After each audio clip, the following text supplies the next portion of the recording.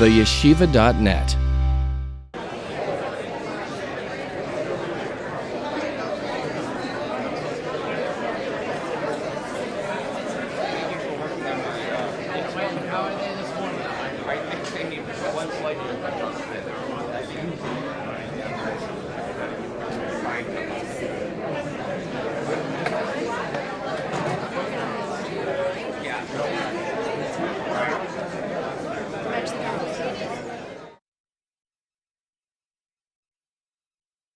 This morning, we are honored to hear from Rabbi YY Jacobson. I could tell you that Rabbi YY Jacobson inspires thousands of people through his website, theyeshiva.net, which I'm sure all of us will be starting to visit frequently after we hear his words today. I can tell you that he's a prolific writer who has written over 1,000 articles. I can tell you that he's a prolific speaker who has just one tape series called A Tale of Two Souls that has over 150 audio classes. I can tell you that he lectures on 6 continents, although the Antarctica scientists have requested him. And he has lectured in over 40 states. I can tell you that he's the only rabbi who was ever invited by the Pentagon to speak for the entire chief chaplaincy program, 4,000 strong, and give them a Jewish message. Yes.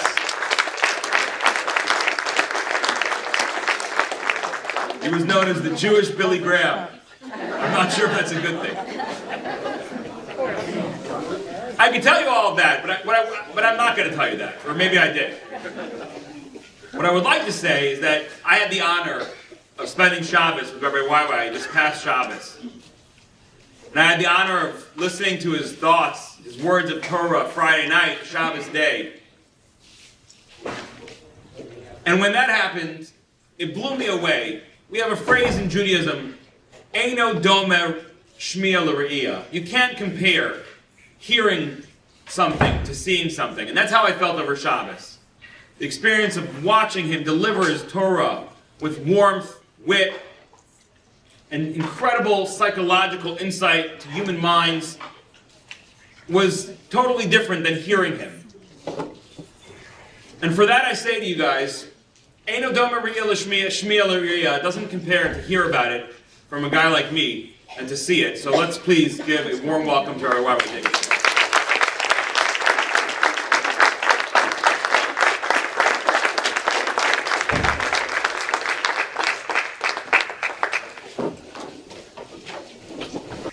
So God, the other day, summoned 3 American leaders to consult with them how we can advance the social fabric of the United States of America and lift up those who are needy and help them in their situation. So God decided to invite 3 leaders to heaven to meet him. One was President Obama. The other was wannabe President Hillary, and the third was President Trump. God is sitting on his throne, and he turns to President Obama and he says, so tell me, what is your vision for helping the poor, for helping the destitute, for helping the needy?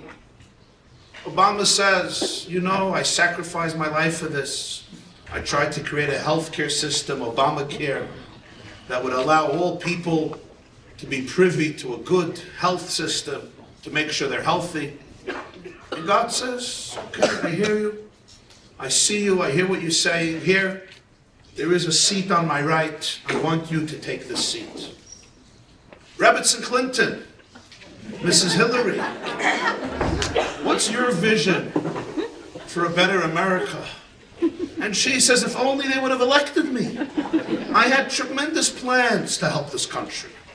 Tax the 1%, make sure there's not such disparity of income, distribute the wealth, larger government. I mean, I had tremendous plans, but they didn't believe me, they didn't elect me. And God says, I understand you, and I see your intentions. Here, there's a seat on my left. You sit down right here. Mr. Trump, tell me your vision about uplifting all segments of the United States of America. And he says, for starters, God, I think you're sitting on my seat.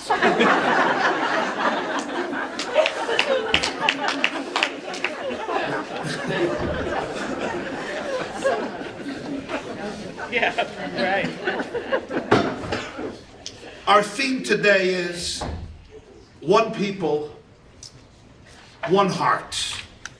Now, to be honest, it's not easy for Jews to get along with each other. Various forms of arrogance, of stereotypes, of misunderstandings come into play when it comes to Jewish relationships. In fact, if you would ask me for a summary of the entire book of Genesis, the opening book of the Jewish Bible, the Torah, the Tanakh, I would tell you it's basically a commentary about sibling rivalry. Family fights do not stop from the day first human beings walk our planet. It's almost essential, it seems, to the Homo sapien to emulate some other species and fight, but we do it not only when we're hungry. There was once a bar mitzvah boy who wanted to prepare his bar mitzvah sermon. So he comes to his mother and he says, Ma, I want to talk about our family background. Where do we come from? Ma says, where we come from? We have unbelievable ancestors. And she talks to him about his family, her family. He says, no, the beginning, where do we come from?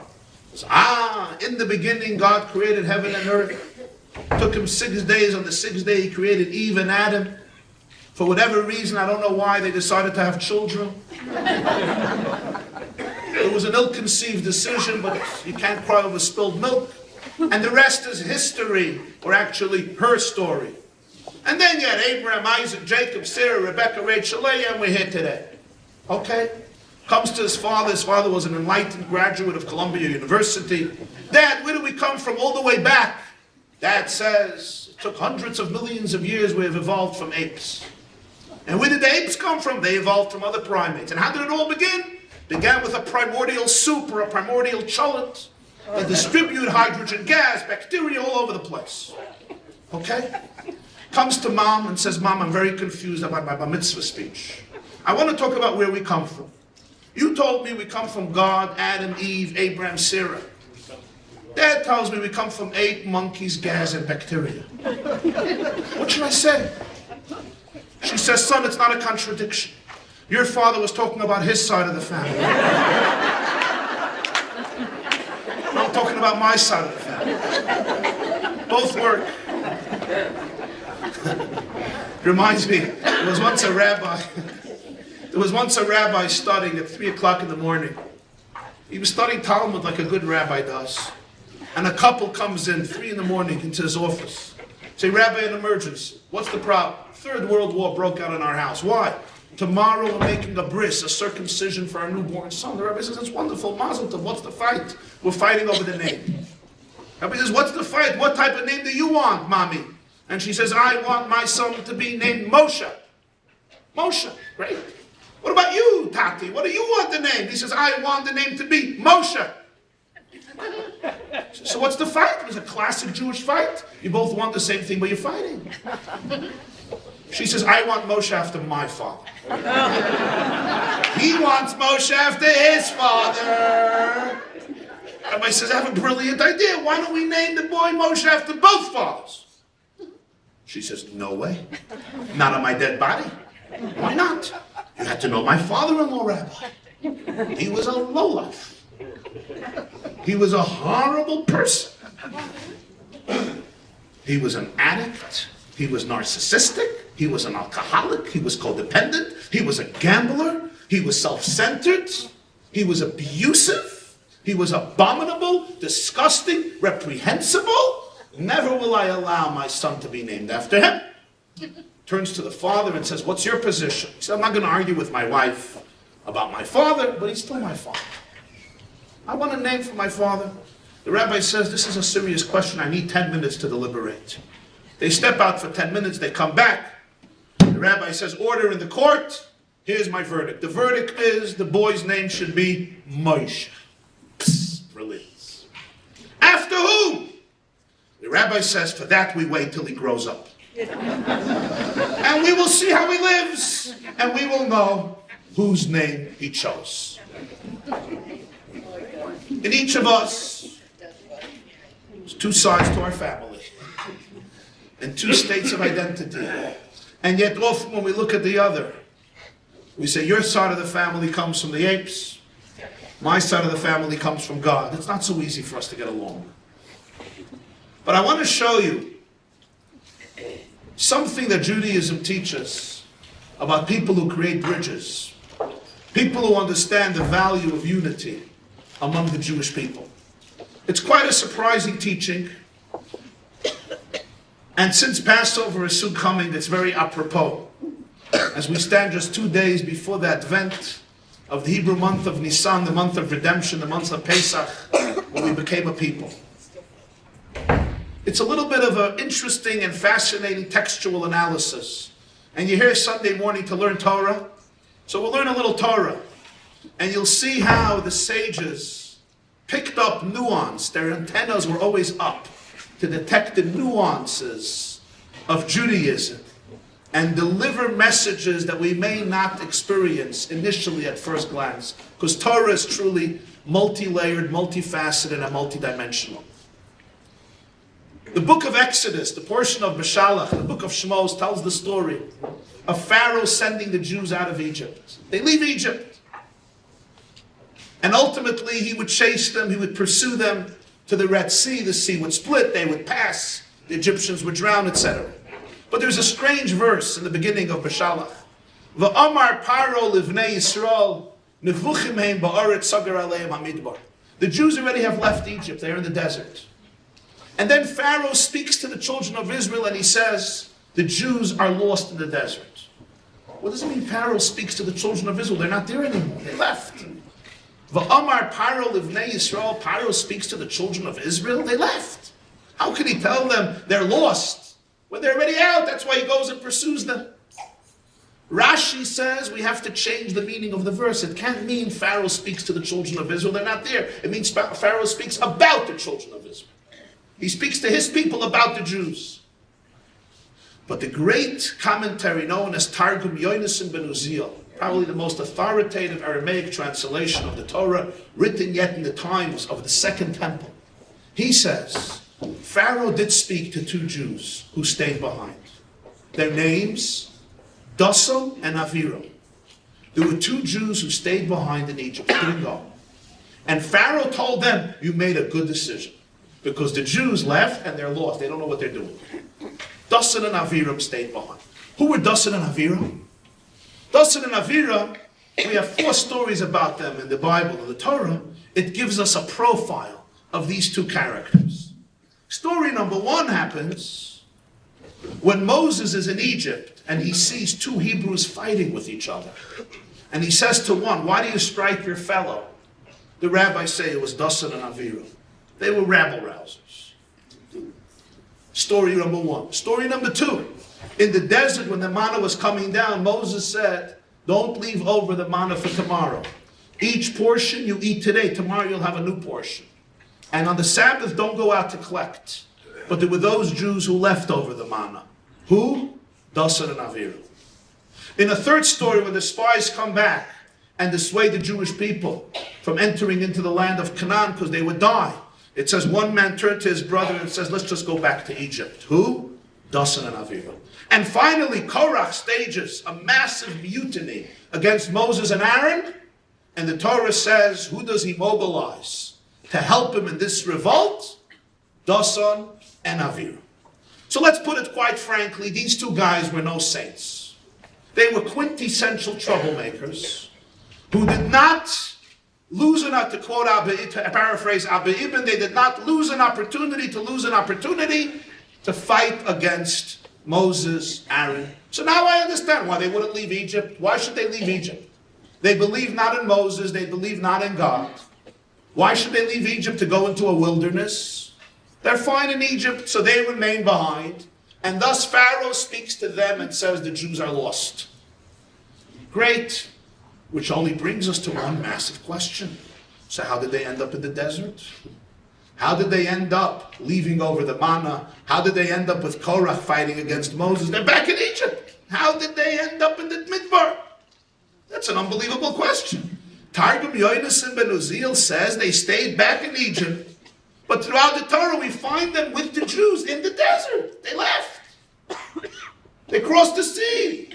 They were on the way to the land of Israel. They were there with the spies. They were there with Korach. This was all in the desert, not in Egypt.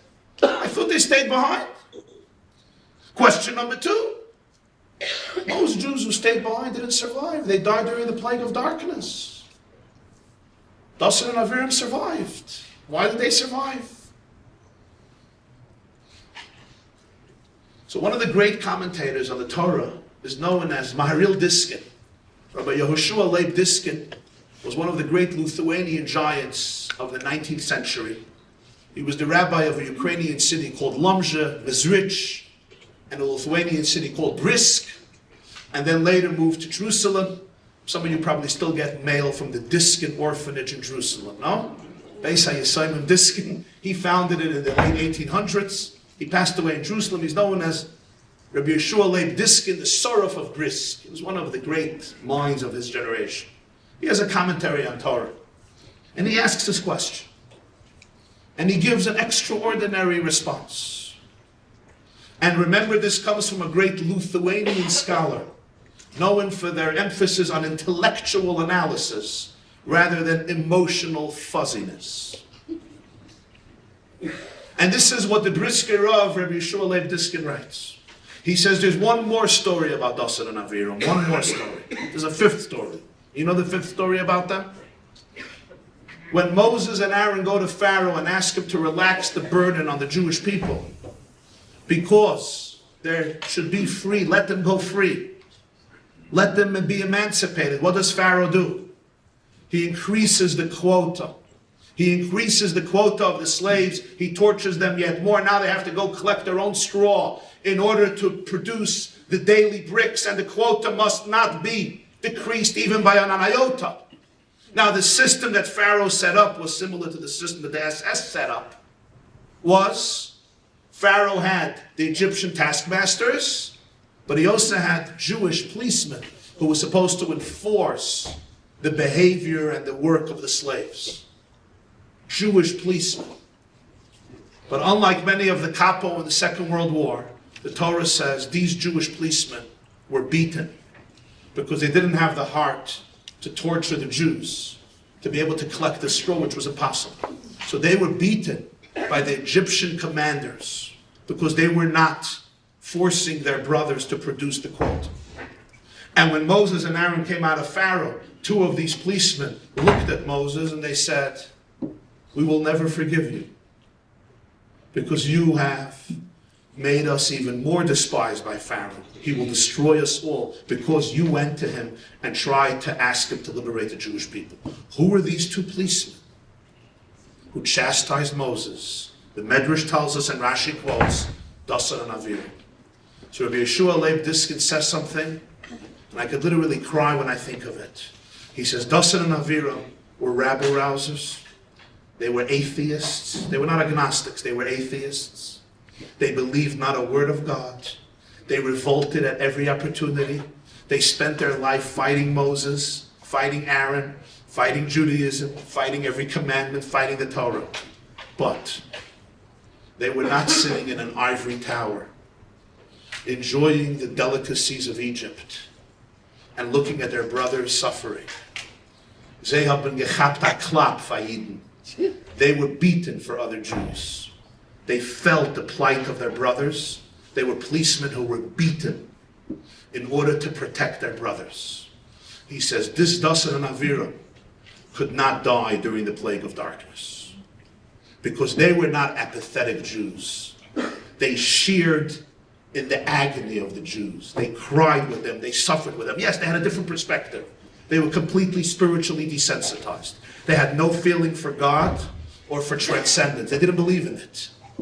But they remained Jewish in their sense of responsibility and camaraderie They fought for their people and they were beaten for their people. And he says, and that's why they didn't die in the plague of darkness. But wait, how did they get to the desert? They're in Egypt. How did they get to the desert? What happened? The answer, they came with Pharaoh to pursue the Jews. As Pharaoh goes to pursue the Jews, they come with Pharaoh. They want to bring the Jews back. They like Egypt. They love Egypt. They don't believe in a promise of redemption. Sinai, going to the promised land. Torah, that's not for them. They're Egyptian Jews. They want to remain there. So they go with Pharaoh to pursue the Jews, to bring them back. 1 second. They're supposed to drown with Pharaoh's troops. The sea splits. The Jews go by. They're with Pharaoh. They jump into the Red Sea, and what happens? The water comes back. But they're on the other side. What happened? They had a special Kriyas Yamsuf. The sea split, especially for them. If you'll open up a Chumash, you'll see this almost explicit in the verses. If you open up the story of the splitting of the Red Sea, most people don't realize this. The story of the Red Sea is written this way. The sea split, the Jews went through. Next scene, the Egyptians come running into the sea because it's open, it's vacant. God tells Moses, time for the water to come back. The water comes back, and the Egyptians drown. After that, the Torah says, Uvnei Yisrael halchu bayabasha b'sol chayam. And the children of Israel went in the dry land into the sea. What is that? That's what happened before. Says the Be'er Mayim Chaim. It was 2 Jews who had a special splitting of the Red Sea, just for them. Their names, Dasan and Aviram. Why? Because they were not detached from their brothers. They were ready to be beaten for their brothers. They could not tolerate the pain and the suffering of the Jewish people, even though they had a very different response. They did not remain apathetic, aloof. They did not sit in the Egyptian mansions and say, these are not my people. These are my people, and I will get beaten for them. They had a special splitting of the sea, which explains something fascinating. In the first story of the splitting of the sea, it says, Vayavoyu b'nei Yisrael b'soy chayam bayabash. The Jews went into the sea, into dry land. The second time around, it says, Uvnei Yisrael halchu vayabasha b'soy chayam. They went into dry land, into the sea. Why the change? Because it's 2 separate groups. The first group ran into the sea, and then it became dry land. The second group was with the Egyptians. They ran into dry land. That's why they went. The Egyptians were not stupid. They went in because they saw it's vacant, it's open. They went in by Yabasha, and that they got to the other side. And they could continue making all their trouble because they were saved. I think about this sometimes, and I'm bringing up, I know, a sensitive and painful topic. For me, it's painful. I think for many of us, it's painful. And that is, it's no secret that there's a split often in the Jewish world that's very painful and unnecessary, especially in the Holy Land. There are different groups with different perspectives. Sometimes I see that Jews who are steeped in Torah, steeped in Jewish observance, will look at an Israeli soldier, and instead of showing respect and gratitude, they'll often ignore him, or sometimes worse. And I tell them, Dasan and Aviram were really wicked. At the end, they were swallowed up. And yet, the Brisker says, because they took a beating for their brothers, they had a special Kriyas Yamsuf. The sea split just for them. Here you have 19-year-old, 20-year-old boys. And girls. Who sacrifice their life literally for 6 million Jews living in the Holy Land. Most of them, many of them, were not privy to an education in Torah or Judaism. You see a soldier, say thank you. Give him a hug. Show appreciation. Just say thank you for being who you are, for doing what you do.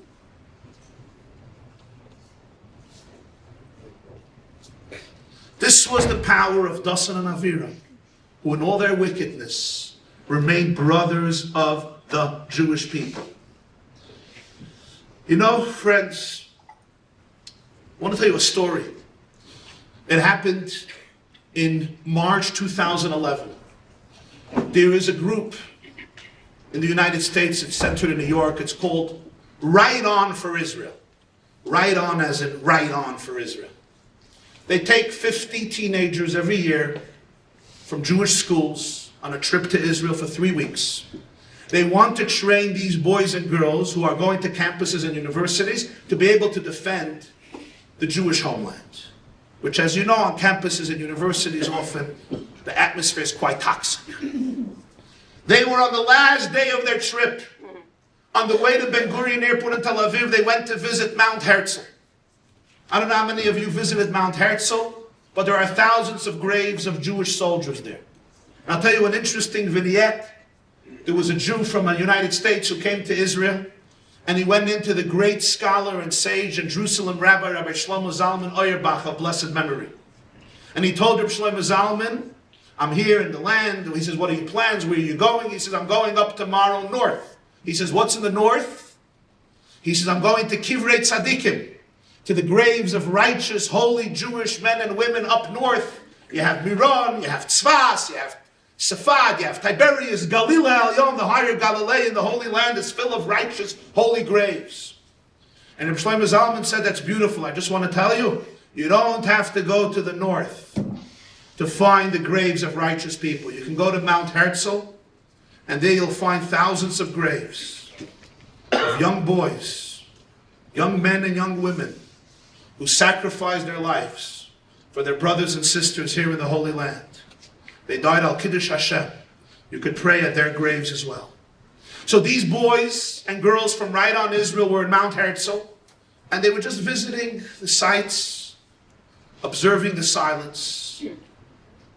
One of the boys sees a couple standing at a particular grave. He walks over to them, and he introduces himself, and he says, hi. He sees the mother is weeping. The father is very melancholy. And he says, what's the matter? Whose grave is this? The father's name was Guido. The mother's name was Penina. On the tombstone it said, Erez Deri. They said, this is our son. He was the light of our family, the light of our life. We always looked forward to raise him and to marry him off. He was a delicious child, the apple of our eye, splendid, handsome, beautiful soul. In 2006, he went into Jenin. You remember the Jenin story? And he was murdered by terrorists. 20-year-old boy. Destroyed our family, shattered our family as a younger brother who's been emotionally paralyzed since. And we never came back. This is 2011. This happened 2006. Our family never got it together after that.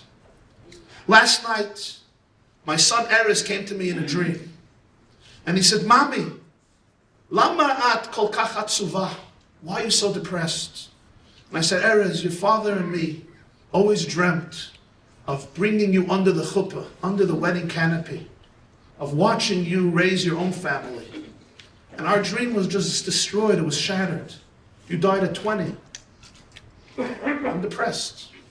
And my son Erez tells me in the dream, the woman tells this teenage boy who's in Mount Herzl, he said, you know, Jews bring two things under a chuppah. They create a canopy, a wedding canopy, for two different occasions. One is for the bride and the groom entering into marriage. But there's another time we spread a chuppah over something. And that is when we finish a Sefer Torah. When we complete writing a Torah scroll, we complete it, we hold it under a wedding canopy, and we dance in the streets with the new Torah. As the new synagogue, the synagogue with the old Torahs are brought out to welcome, literally like a bride and a groom, the new Torah. So mother, I know you can't bring me under the chuppah, but I want you to write a Torah for me, and you and Tati will carry it under the chuppah, and it will be danced into the shul, and it will be like bringing me under the chuppah. Because every Jew is part of the Torah. And she says, I woke up in the morning, I tell this to my husband. My husband looks at me and says, we're a secular Israeli family, and we're not wealthy. What do we know about writing a Torah for our son? What does it even mean to write a Torah? And we didn't know who to go to, what to do. So we decided to come to his grave and pray for some guidance. The boy tells the couple, Pnina and Gidon, wait a moment. He goes back to his group. There was 50 teenagers. And he goes to their director who brought them on this trip.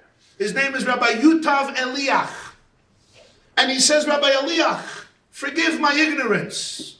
How much does it cost to write a Torah from scratch? He says, it cost approximately $35,000, $40,000. You can get it for that. In shekels, it would be 130,000 shekel, a little more. He says, $35,000. He makes the math, does the math. That means each one of us has to contribute $700. He gathers the students and he tells them the story he just heard. He says, what do you say? We do it for them. Without blinking, they all said yes. Some of them had $700 in their pockets. Their parents equipped them well to be able to buy enough Strauss ice cream, lafas and flaffles in Dizengoff and Ben Yehuda, and at gas stations and kiosks throughout the Holy Land. What's Israel without lafa and ice cream every 3-4 hours? Especially with some schug inside. So they had some extra money. The others said, we'll get the money. We could raise from our parents, our uncles, our aunts, our cousins. Everyone has some connection in America. $700 is not the end of the world. And so they said yes. He went back to the parents. He brought them to the group. And he said, Erez's Torah is on us. We want to be partners in the mitzvah. 6 months later, the group came back with a Sefer Torah that they sponsored. And they brought out a chuppah to the neighborhood where they live in Ma'ale Adumim.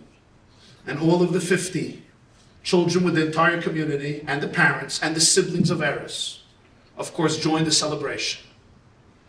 And at the feast, following the dancing and the chuppah, Pnina Derry, the mother of Erez, spoke. And she said, I'm a secular person, but I have to tell you that when I saw the Torah being led under the chuppah, with the music and the dancing and the torches and the festivities, it felt like I was holding my son Erez and bringing him under the chuppah. 2 months later, his younger brother got engaged to build his own family. That's the truth about the Jewish people. That's the ultimate truth about the Jewish people, even if it's sometimes difficult to experience. I want to tell you something, and it's from a sad chapter in Jewish history, but it conveys such a magnificent lesson. Many of you heard of the Chofetz Chaim, right? I'm sure probably most or many people in this room. The Chofetz Chaim was one of the towering luminaries of Judaism who passed away in 1933, a few years before the war. His name was Rabbi Yisrael Meir HaKohen Kagan, lived in Radin, city in Poland. He's well known for his works and timeless legacy and for his personality. But the chief character of his personality was endless love and devotion to every Jew. He despised gossip, slander, and negative energy between Jews. We look at the Chofetz Chaim and we say, here's a Chofetz Chaim, a unique person. But I want to tell you something. Children are products of parents. And sometimes we're products of generations and generations. Because I and you have the genes, for good and for bad, from tatis and mommies, that goes back to Abraham and Sarah, and Adam and Eve, and some of us the snake too. Present company excluded.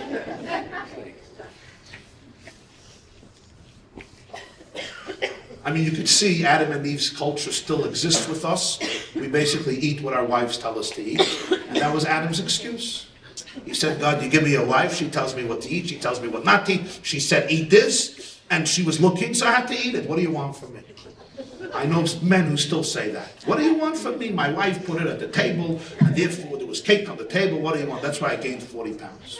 Who said you have to eat everything you want? My wife puts it on the table. If I don't eat it, I'm dead. That was Adam's excuse. It didn't work for him. It doesn't work for us. Tell it to the doctor. But husbands still have an excuse. Okay, my wife. Yeah, sure. When your wife starts eating healthy, you go out to the restaurant to eat. So well, who do you blame then? Your mother-in-law. Okay. My mother-in-law wasn't home. I wouldn't have to go to the restaurant. But she came to visit. I had to go to the restaurant. I asked somebody, what do you do when you miss your mother-in-law? He says, I shoot again. So anyway, just a joke. It's just a joke. I have the best mother-in-law in the world. You know my mother-in-law, so if I can make all mother-in-laws jokes, because it's completely not personal. Especially the fact she lives in another state. So, how do I get into mothers-in-law? I'm not even talking about mothers-in-law. Oh, the Chofetz Chaim. I want to tell you a story about the grandfather of Chofetz Chaim. It's an unknown story. His name was Rabbi Rifal HaKoyen of Hamburg.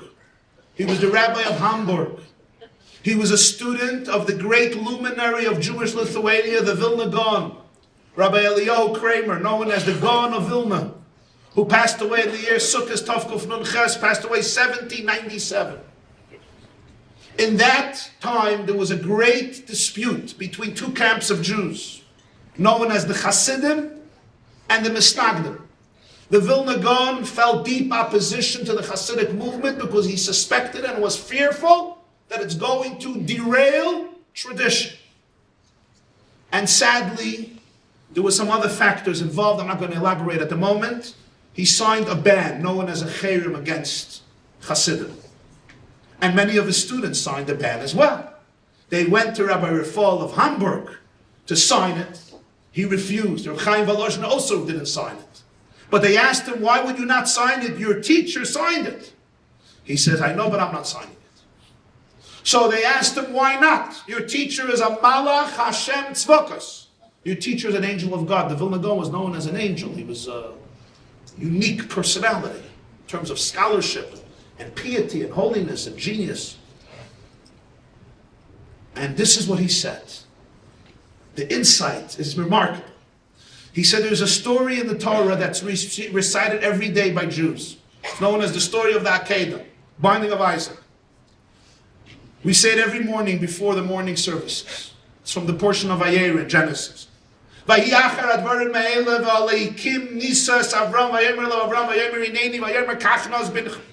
God summons Abraham and he says, take your only child whom you love and offer him as an offering to me. You remember the story? And Abraham obeys. He wakes up in the morning, takes his donkey, takes his boy. They reach Mount Moriah, ties him up, takes out a sword to slaughter him. And what happens? Vayikre elav malach Hashem min hashamayim. An angel of God calls out to Abraham and says, Al tishlach yodcho el hanar. Don't lay a finger on the lad. Val taslo imuma. Don't do anything. Leave the boy alone. And Abraham says, okay, that's great. I get my boy back. He offers the ram. Asher Befall of Hamburg, I'm a little confused. Who sent him to offer his son? God, Ha'elokim, God himself. Who stopped him? Malach Hashem, an angel. Well, where did God go in between? God told you to offer your son. Let God come back and say, stop, it was just a test. No. God sends him to take Isaac to the binding, but he sends an angel to have him abstain. Why? Either send an angel both times or come yourself both times. So Rabbi Rifal of Hamburg answered. I'm going to say it in Yiddish because that's how he said it, and I like capturing the energy of the original language, and then I'll translate. So don't worry. He said, As der Eibishter will sagen a Yiden, soll nicht schechten a Yiddish Kind, ist genug als schickt a Malach. Aber will dir sagen schechten a Yiden, darf kommen alleine, keine schicken a Malach. If God wants to tell you not to slaughter a Jewish child, he could send an angel suffices. But if God wants you to slaughter a Jew, he can't send an angel. You don't listen to an angel who tells that to you. He has to come himself. He says, my teacher is an angel of God. But I cannot listen to an angel when it comes to slaughtering a Jew. I need God himself. I can't sign it. His grandson was the Chofetz Chaim.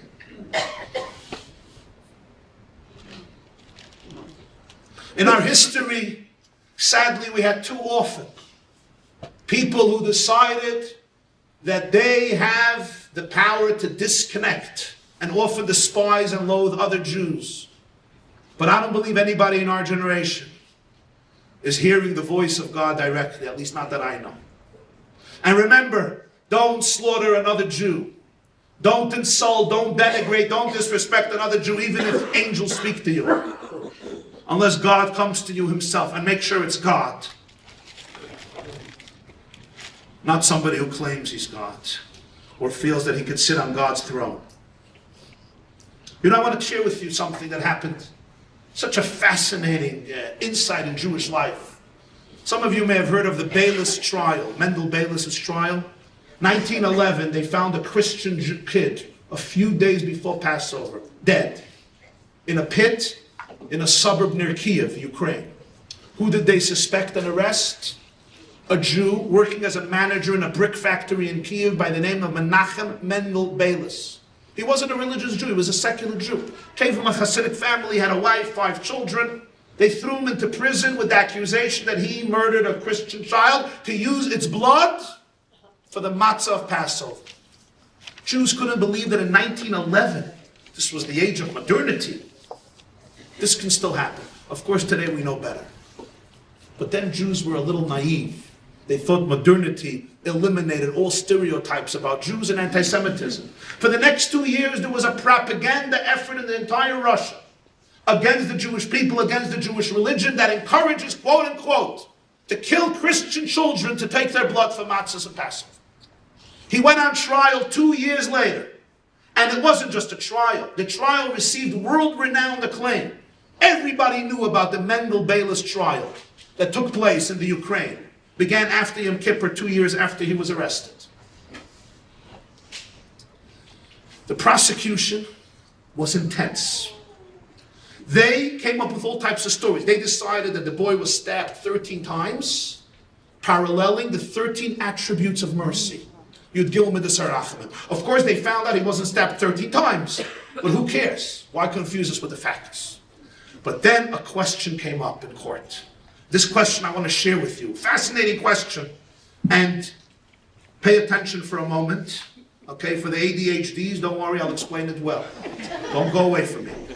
Don't run away from me. I'm here with you. I have the same issue. Don't worry. The acronym of ADHD is Attention Deficit. Hate donuts. Donuts will soon come. The Talmud says in Tractate Yevamos, page 61 or 62. Adam ki yamuz ba'ayha. There's a law in Judaism.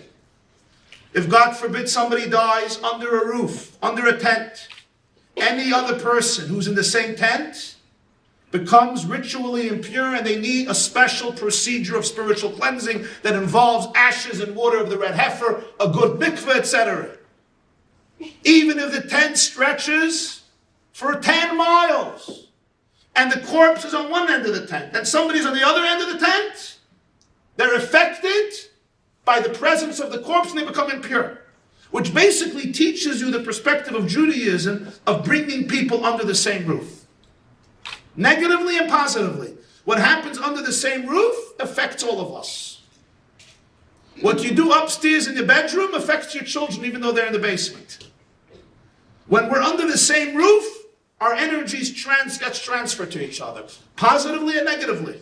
Some Sefer said once, they came to him that Hasidim go for holidays to their Rebbes, and this is in Eastern Europe, and you have 5,000 people in the same shul. They don't even get to speak to their Rebbe. They're just prayed together in the same room. They said it's pointless. Some Sefer said it's not pointless.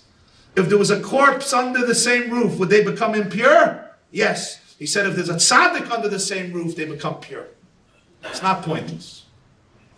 Says the Talmud, Reb Shimon Bar Yochai said, is this true about a Jew or also a non-Jew? What if a non-Jew dies? So Reb Shimon Bar Yochai says, it says, Adam ki yamos ba'ohel. Last week, Parshas Parah, Adam ki yamos ba'ohel. If a person, an Adam, dies in the tent, I quote the Talmud, and I'll explain, so don't worry. Atem kruyim Adam ve'enu misaylem kruyim Adam. You are called Adam. The Gentiles are not called Adam. So therefore, this law doesn't apply to non-Jews. If you touch a non-Jewish corpse, you become impure. If he's under a tent with you, you're not impure. They brought this Talmud up in the Bayless trial. And you know what the prosecutor said? Look what the Talmud believes. The non-Jews are not called Adam. They're not called Adam, a human. Of course you can kill a Christian boy. Never mind, it's the same Bible that says every human being was created in God's image. They found a source in Talmud. Rabbi Yaakov Mazeh was the chief rabbi of Moscow. Yaakov Mazeh. By the way, there's another Jew whose name is Yaakov Mazeh. He changed his name. You may have heard his name. Jackie Mason. Jackie Mason's real name is Yaakov Mazeh. Next time you go to a Broadway, you know Jackie Mason? He repeats a lot of my jokes. Next time you go to a Broadway comedy by Jackie Mason, say, Rabbi Yaakov Mazeh Yashakayach, and he'll know what you're talking about, because that's his real name. Yaakov Mazeh, by the way, is a Jewish name. The acronym is Mizera Aaron HaKoyim, because they were Kohanim. Rabbi Yaakov Mazeh was a prolific orator, rabbi of Moscow. He spoke up at the defense. And he quoted an insight, they say he heard from Rabbi Meir Shapiro, who was then the rabbi of a Polish city called Galina. Later he would become the rabbi of Lublin. He would become the founder of the famous Daf Yomi program, the founder of Yeshivas Chachmei Lublin. He was a great towering figure in pre-war Eastern Europe. He died in 1933. Also 1933, like the Chofetz Chaim, at the end of the year. Reb Meir Shapiro said something, and Reb Yaakov Mazeh quoted it in court. Listen, first of all, to a brilliant interpretation, but more importantly, a genuine interpretation, a truthful interpretation. Those of you who are even basically familiar with Hebrew grammar, and hopefully in the future, as you nudge your rabbis and rebbitzins and partners of Torah, those who are not fluent yet will become more fluent, know that in Hebrew, every word has singular and plural forms, Yachid and Rabbin. How do you say a woman? Isha. Women, Nashim. Man, Ish. Men, Anashim. A mountain, Har. Mountains, Harim. An apple, Tapuach. Apples, Tapuchim. Holiday, Yom Tov. Holiday, one holiday, Yom Tov. Many holidays, Yamim Tovim. Etc. Shulchan is a table. Shulchanot, tables. Kisei, a chair. Kisaot, chairs. Clear. One exception. Which word? Adam. How do you say Adam in the plural? How do you say many people, many Adams? Anybody? There's no word. Adamim, Adamot. Adamot means earths, not peoples. There's no word for peoples. Adam is one person. What if you want to say many people? You got to look for a different expression. So now he said, I want to ask you a question. Can you call a nation Adam? No. A nation is comprised of millions or hundreds of millions of people. You can't use the word Adam. Adam is a word you can use on one person. A nation you can call an Am, a Kahal, a Tzibur, a tribe, a Shevet. You could say Anashim, many people. You can't use the word Adam. A nation needs a different expression, not Adam. Besides one nation. One nation you can call Adam. Which nation? Rabbi Yaakov Mazeh said in court, the Jewish nation. Why? He said, I'll tell you why. Look at Mendel Bayless's trial. Who's sitting on trial? If a Russian peasant was accused of murder, an Italian young man was accused of murder, who would be sitting on trial? That man, nobody else. Mendel Bayless is accused of murder. Who's on trial? Every Jew who ever lived since Abraham till Messiah. The Talmud Bavli, the Babylonian Talmud, is on trial. The Jerusalem Talmud is on trial. The Bible is on trial. The Medrash is on trial. The Zohar is on trial. The writings of Jewish law are on trial. Maimonides is on trial, and Rabbi Yosef Karo is on trial. The Arizal is on trial. The Kabbalists are on trial. Everyone was on trial. They were bringing sources from the whole Torah that Mendel Bayless killed his kid. He said, I don't understand. He's some Jew in Kiev. Why is Rabbi Shimon Bar Yochai in Tractate Yevamah 62 being quoted? I promise you he doesn't even know how to read that page in Talmud. Why? He says, I have one more question. Look who's here in court. If a Russian peasant was accused of murder, an Italian fellow was accused of murder, a French fellow, who would be in court? His mommy, his tati, his brother, his sister, maybe an uncle or an aunt, and that's it. A few friends. He says, look who's here. 2,000 Jews who don't even know who Mendel Bayless is. In America, they're fasting. In Britain, they're saying psalms. The Jewish community in Palestine, as it was called, and in the land of Israel, are organizing gatherings of prayer. Mendel Bayless would have died an unknowing, anonymous Jew who nobody ever heard of. We still don't know who he is. But every Jew is part of this trial. Why? We're not relatives. We don't share his faith. There's an answer for both of these questions. What's the answer? Atem kruyim Adam. We are a nation of millions, but we're really one person. We're not many people, we're one person. Since we're one person, so when he's accused, who do you accuse? You accuse all of the Jewish people. And when he's suffering, we're all part of it because we are called Adam. That's why the Talmud says we're called Adam. This is something unique about the Jewish people. They applauded him. Mendel Bayless was exonerated. He was let free. I once heard from Dr. Norman Lamb, Chancellor of Yeshiva University. In July 76, he went on a cruise with his wife in the Pacific. Today they have kosher cruises. In the 70s they had no kosher cruises. You had to take your doggy bags. So he went on a cruise. They were the only Jews there. And what happens July 4, 76? The Entebbe raid. You remember? The hostages of Entebbe are freed. And the staff on the boat are so excited about what Israel did, and they want to show solidarity to Israel. What do? There was an assimilated Jew, a waiter, who happened to work on the cruise.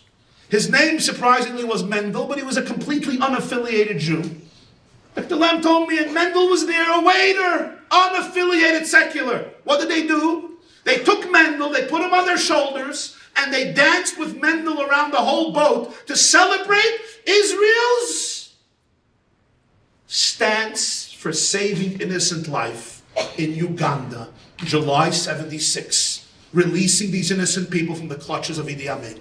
Now I ask you, how in the world does a secular Jewish waiter on the Pacific, serving lobster, become responsible for the Israeli raid in Entebbe?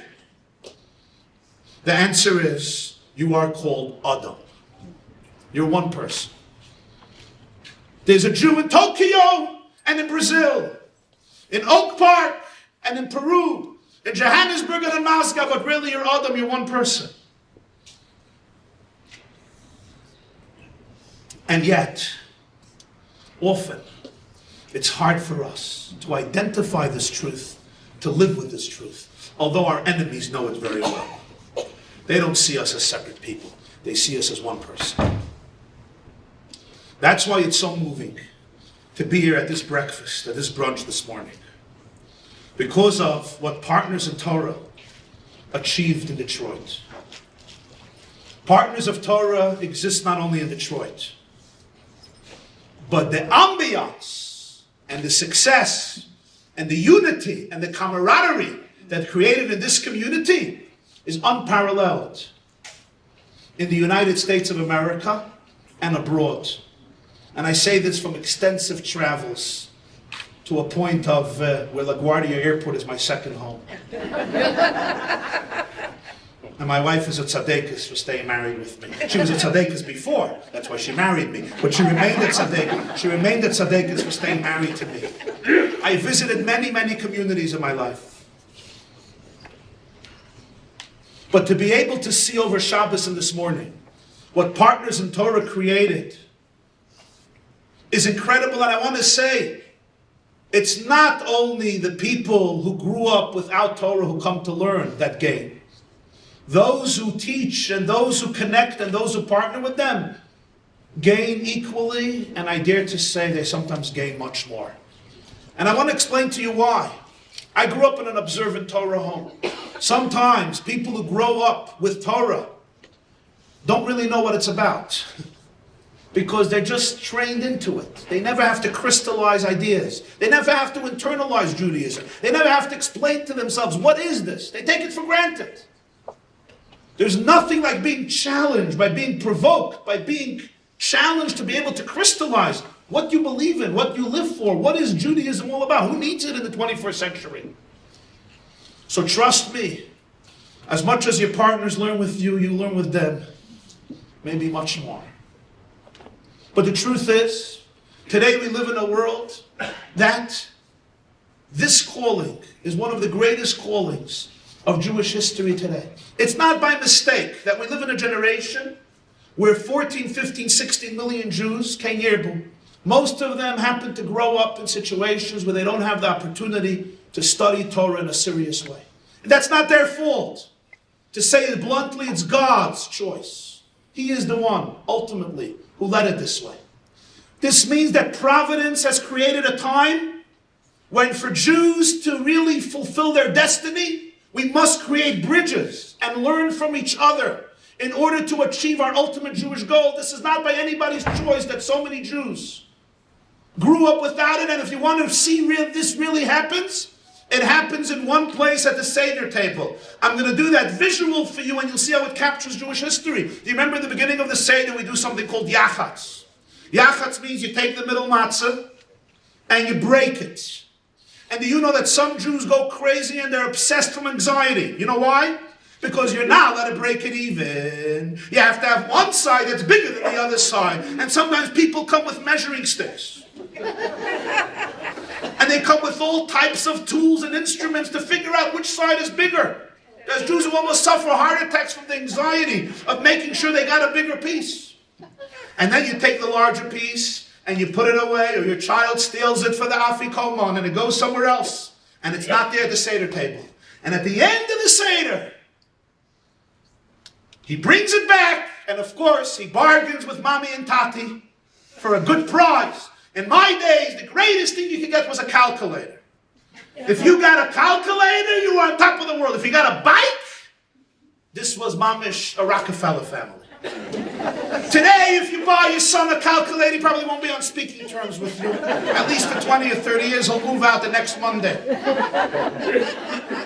It's more like an iPod, an iPad. Some will settle for an iPhone, some for a computer, and most for a Lamborghini. The stakes are higher, the expectations are deeper, the levels of communication far more profounder. What is the significance of this strange custom? We split the matzah, most of it is gone, a little piece stays at the Seder table, and at the end we bring back the other piece. Friends, I want to share with you one of its great symbolisms. And that is this. We are a matzah. The Jewish people are a matzah. Matzah represents the bread with which we left Egypt and wandered through the desert. It's the bread of faith. It's the bread of poverty. It's the bread that kept us together as a nation in those early days. And we still eat it every year with love. And every Jew I know sits at the Seder table and says, the matzah this year is delicious. Of course, they're lying. As I always tell them, it's delicious. Why don't you serve it at your daughter's wedding? I'm still waiting for a wedding where they serve matzah. I haven't found it. Okay, so we're not always so honest. But the matzah this year, it's not delicious. Matzah is stale because it's been around 3,500 years and it tastes that. And it's supposed to be that. It's supposed to be a reminder of what it looked like in Egypt 3,500. Fine, the matzah represents the Jewish people. You look at the matzah, you're looking at Jewish history. This matzah is really one. Sadly, the matzah has been broken. That's the fact. The Jewish people have been split, especially 250, 300 years ago. After the French Revolution, the advent of enlightenment, the Jewish family has been split. Denominations have developed. There was never a concept called Reform Jew, Conservative Jew, Orthodox Jew. I ask you, what did Moses call himself? Orthodox? Ultra-Orthodox? Reform? Reconstructionist? Renewal? Chabura? Hasidic? Ultra-Hasidic? Left-wing? Right-wing? Centrist? Modern Orthodox? Conservadox? Haredi? Black hat? White hat? Straw hat? No hat? Bagel and lox Jew? Sushi Jew? Spiritual but not religious Jew? You know that type? Spiritual but not religious? I know physical but not religious. Pilates Jew, Yoga Jew, TM Jew, Boo Jew we have today, Jewish Buddhists. What exactly, which one did Moses fit into? Labels are for suits, not for people. 300 years ago, a Jew was a Jew was a Jew. Yes, there were Jews who practiced more Jews, but suddenly there became new categories. I'm this type of Jew. Really, where in the Torah does it say anything about types of Jews? I never saw it anywhere. I never saw it, not in the Talmud, not in the Medrash, not in the Torah, not in the Bible. These are modern inventions of labels. And what do they accomplish? Two things. Number one, divisiveness. Number two, they don't allow me to grow. Because if I'm this type of person, I have to live up to this type of person. I would like to give a new title. And the title is Jews Who Are Searching to Grow. The possible Jew. Ask yourself, what is possible of you? I could be tomorrow what I am not today, and I could be the next day what I won't be tomorrow. But the matzah was split. And let me be frank, most of the matzah left the Seder table. Most of the matzah wandered away from the Seder table. A very small part of the matzah remained at the Seder. Most Jews looked at their long and painful history and they said, the future will not be at the Seder table. The future will be socialism. Millions of Jews embraced Marx's manifesto. The future will be communism. The future will be this movement and that movement. You had the Yiddishisten, you had the Bundisten, you had the secular Zionists, you had the capitalists, you had every conceivable type of ism in the world. Judaism became extremely unpopular. Most of the matzah left the Seder table. They felt their future remains in absolute integration and assimilation. That's where we live today. Some remained at the Seder table, most not. Symbolically. The Seder continues and continues and continues. We want to finish the Seder. We're all tired. We want to finish those cups of wine. Sing Chad Gadya, Echad Miyadeya, and meet our creators on our mattresses.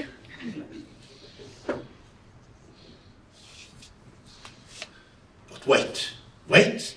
The Seder says stop. You cannot finish your Seder. Nor can you declare L'Shana Haba B'Yerushalayim next year in Jerusalem if you do not do one thing. You have to leave the table and retrieve your afikoman. You need to retrieve that larger piece of matzah and bring it back to the table. We cannot finish the story of our Seder and declare it together next year in Jerusalem if each of us does not reach out and embrace the larger part of our matzah and say, there's a cheer for you at the Seder table that was waiting for you. You have a place of dignity in the story of the Jewish people. The Jewish people will never be complete without you. You are an indispensable note in the symphony of Klal Yisrael and in the symphony of the Jewish story related at the Seder. Nobody could finish the Seder if they don't have the confidence, the courage, the caring, and the love to go out and bring back the larger part of the matzah. I asked Rabbi Schechter this morning, how is Partners of Torah doing? He said, I have a serious problem. I said, okay, welcome to the Jewish people. Who doesn't have a serious problem? What, you have a stomachache? Every Jew, you ask, how you doing? A stomachache, a backache, I had a stroke, I'm dying, whatever, that's Jews. You complain. He says, no, I'll tell you my problem. I have Jews, he says, in the entire area here, who didn't grow up with Torah and they want to learn. And I don't have partners for that. I don't have partners for them. I have 300 people coming to learn Tuesday night, and I don't have who to partner up. Jews who call, they say they want to learn Torah. And I think those who had the privilege of growing up with Torah, it's a privilege. and it's a duty to say to myself, I'm going to learn and grow myself, is wonderful. But the greatest duty and privilege we have is to go and retrieve and embrace and hug and learn together and grow together with the larger part of the Afikoima. A call must go out before Pesach that every one of us, you dedicate an hour a week, 2 hours a week, 3 hours a week, 4 hours a week, bi-weekly, a month, whatever it is that you can, to build bridges. Adam, we're one people. And those who have influence on their cousins and relatives, on parents and siblings and children, this is the call of the hour. Because most of our people are yearning for the light, for the perspective, for the depth of Torah. Torah belongs to them. Judaism is theirs as much as it's anybody else. The matzah is one. And we have been placed in a generation where it's forbidden on us to close our eyes and say, it's not my responsibility. This is Partners In Torah's responsibility. This is Gary Turgo's responsibility. This is Malki Turgo's responsibility. Maybe they feel responsible, but we're all in it together. It's one matzah. And I want to share something with you, my dear friends. I want to conclude with this insight and with this story, so I don't miss my flight.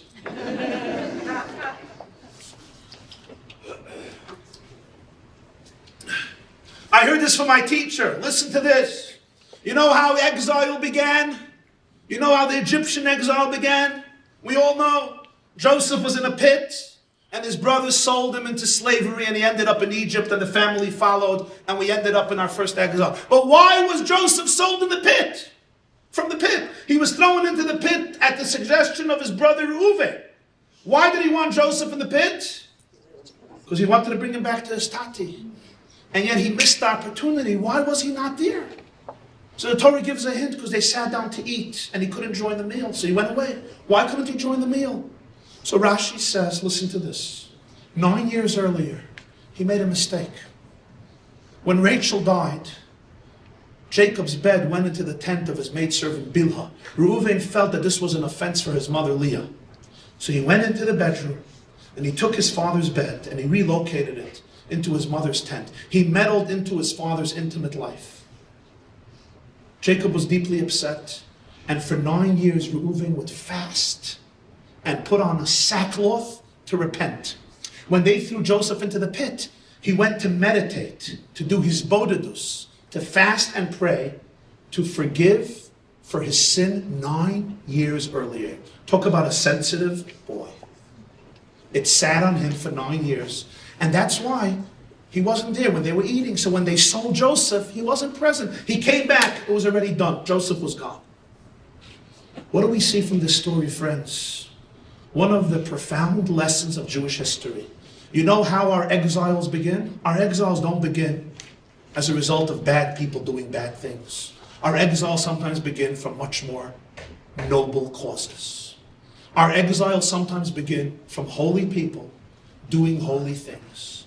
From a man who wants to fast in order to spiritually perfect himself. He goes to the forest to pray, fast, cry, sing, connect to God, and elevate himself on the mountain of spiritual ecstasy. And yet, here is the issue.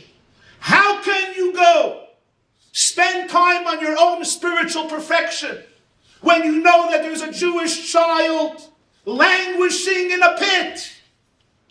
How can I justify to myself spending all of my time on working on my own spiritual perfection when I know that there's a child in a pit with snakes and scorpions? It's that type of spiritual apathy that leads to exile. What leads to redemption?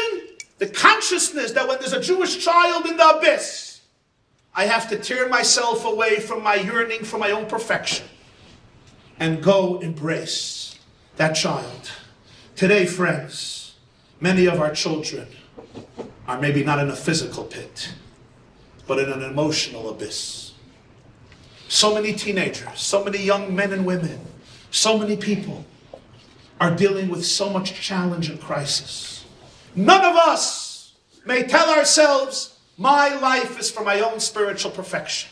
When your brother, your sister, when your son and your daughter, when another Jew is in a pit in the abyss, I must go out of my cocaine, my cocoon, my spiritual cocaine, which becomes a cocoon, my spiritual ivory tower, and lift up that person from the abyss. And so, my friends, finally, a few years ago, Israel disclosed the name of somebody whose name was kept secret for a half a century. The man who executed Adolf Eichmann in 1962. In 61, Israel captured Eichmann from Argentina. They brought him for trial in Jerusalem. He was found guilty and ultimately hung. Who actually hung him? A Yemenite Jew. They kept his name undercover because they were afraid that neo-Nazis might want to take revenge. And so nobody knew his name. A few years ago, they released his name. His name, Shalom Nagar. A Jew in his 80s, who today spends his time sitting in Kollel all day learning Torah. A wonderful, you know some Yemenite Jews?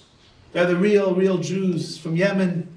Uninterrupted tradition, not affected by modernity. They have these cute payas and this wonderful light on their faces, very different than Ashkenazic Jews and many Sephardic Jews. And they have their own, they're very interesting Jews, Yemenite Jews. Yemenite was a rich and glorious community, and he's a Yemenite Jew, came to Israel. He executed Adolf Eichmann. They hung him, they cremated him, and they put his ashes in the Mediterranean, outside of the borders of Israel, because they didn't want his ashes within the territory of the Holy Land. Shalom Nagar got a call from a German TV station, part of the Spiegel, which is the great German magazine, if they could interview him about Eichmann's last days. Shalom Nagar said, no problem. They said, we have a beautiful studio in Tel Aviv. Can we meet at this and this time? He says, no. If you want to interview me, you'll come to my kollel and you'll interview me there. You know Germans are yekes. You know what a yeke is, yeah? Yekes are Germans. They like, let's put it this way, they like to be on time, not like Jewish events. Besides Partners in Torah, credit to Rabbi Fink. Everything is on time. Besides my speeches, when they finish, it's not his fault, it's my fault, because I'm not such a yekka. They like things to be on time. They like things to be neat and organized. Sadly, this did not work well for us during the Holocaust, because their precision and meticulousness was catastrophic for the Jewish people. Those are yekkas. They came to the kollel. Do you know what most Jewish kollels look like? Again, partners of Torah's excluded. But you know what a kollel looks like? It's usually a mess. If there's coffee, there's no sugar. If there's sugar, there's no milk. If there's milk, there's no tea bags. If there's tea bags, there's no spoons. And something is always spilled somewhere. There's somebody who fell asleep on one table. Somebody else who's fighting was in an argument with somebody else at another table. It's usually a mess because somebody decided to have lunch somewhere and he didn't listen to his wife about learning how to clean up. The books are all over the place. It's not the most Yekka-like looking place. The Germans came in there, the crew says, this is not a place for an interview. We have a beautiful Yekkish studio, it's spotless. You could lick the floor, it's on a chaya. Shalom Kanaga looked at them and said, you want to interview me? Here. You don't want? Nisht. Have a good day. The Germans didn't have a choice. They interviewed him in the kollel.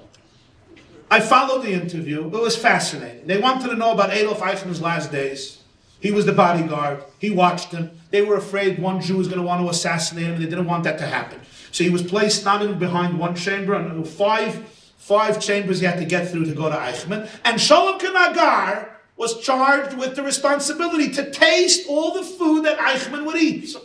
Because they were afraid that a Jewish chef is going to poison it to kill Eichmann. So Nagar had to eat the food before it went to Eichmann.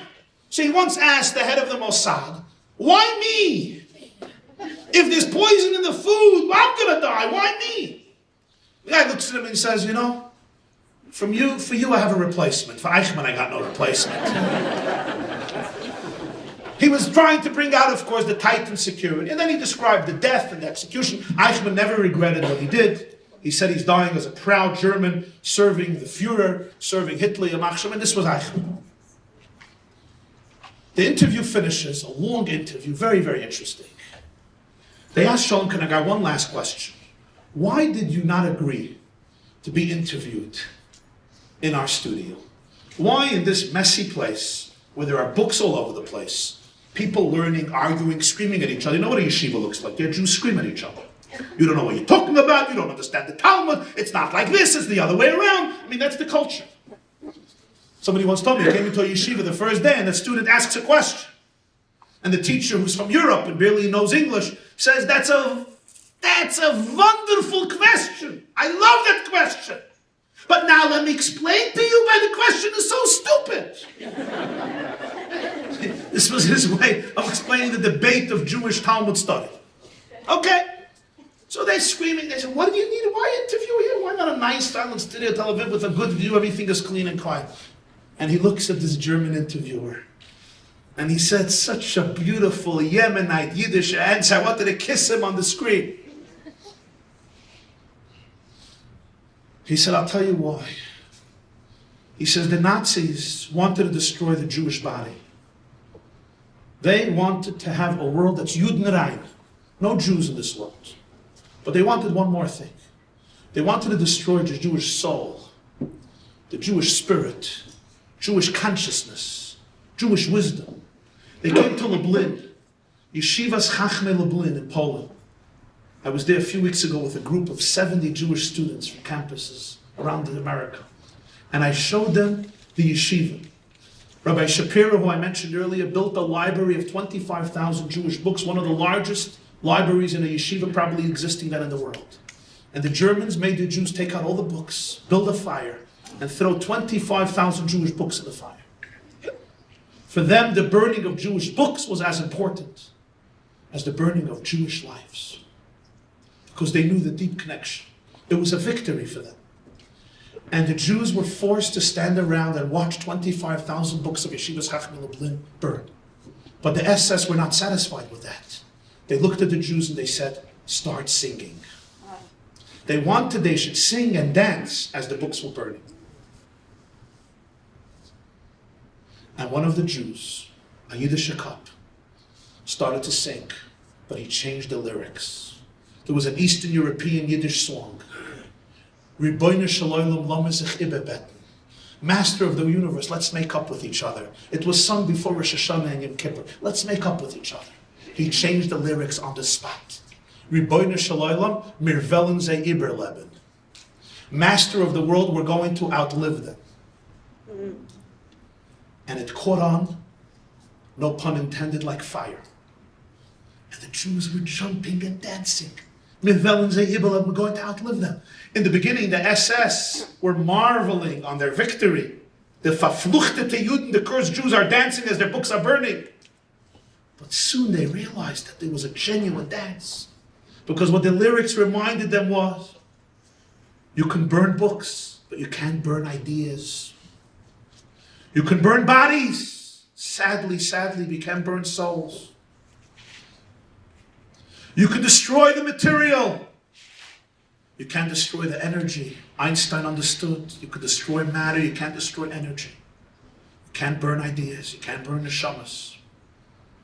The Talmud says, Reb Chanada ben Tradian was burnt alive by the Romans, and they asked him, what do you see? Avodah Zarah 18, and he said, I see the parchment being burnt and the letters soaring.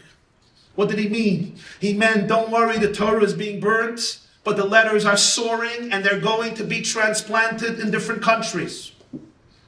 Reb Chanina ben Tradian 2,000 years ago saw that the Romans were burning the parchment, but they could not destroy the letters, the soul, the idea, the energy, the love, the connection. And the letters will soar and land and take root in various countries throughout our history, and today in the 20th and 21st century in the United States of America. So Shalom Kenagar looks at the German crew and he says, you wanted to destroy our people and you wanted to destroy our books. If I would have been interviewed in your studio, all the Germans watching the interview would only know that the Jewish body survived. I wanted your people to see we are intact not only with our physical selves, we are intact with all of our history, with our entire heritage, with all of our books, with all of our our wisdom, with all of our faith, with all of our traditions, with all of our perspectives, with all of our teachings, with our entire Torah, we're intact. I wanted they should see the books all over the place. I wanted them to see people screaming and arguing and learning. I wanted them to see that the Torah is alive and well. I wanted you to see our Torah is not in a museum. It's taught, it's learned. The pages are torn in our books because they're used. They're not antiques somewhere on a top shelf. And today, this community has become one of the great nests where those letters have landed and taken root and are producing magnificent results of bridges being built and of Jewish life being ignited in such a passionate and powerful way. And I say to all of you, partners in Torah in the present and partners in Torah in the future, those who will be mobilized to reach out and to dedicate time and energy to build these bridges and to have the merit of creating a Torah revolution, a learning of Yiddishkeit in our generation. Together, chazak, chazak, v'nis chazek, be strong, and let us strengthen each other. Thank you very much.